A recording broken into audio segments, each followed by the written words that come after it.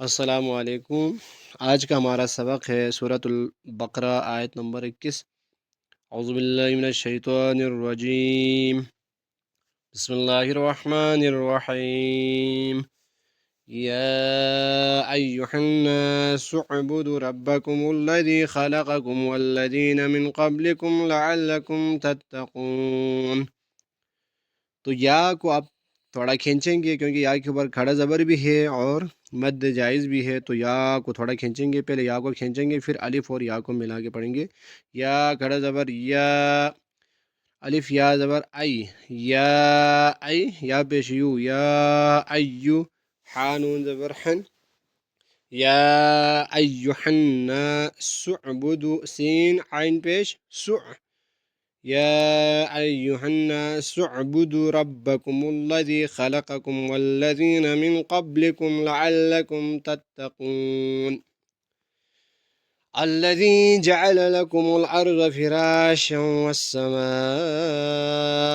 بناء وأنزل من السماء ماء فأخرج به من الثمرات رزقا لكم الذي، جب بھی وقف کے بعد آپ اس کو پڑھتے ہیں تو الذی، اگر آپ نے تتقون پہ وقف نہیں کیا تو آپ لعلکم تتقون الذی پڑھیں گے، اگر آپ نے تتقون پہ وقف کیا تو آگے الذی پڑھیں گے۔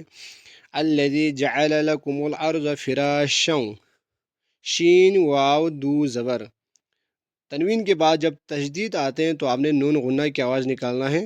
اگر شین واو زبر ہو تو ہم شین واو زبر شو پڑھیں گے، لیکن اگر شین واو دو زبر ہے، تنوین ہے، تو نون غنہ کی آواز نکالیں گے، شین واو دو زبر شو۔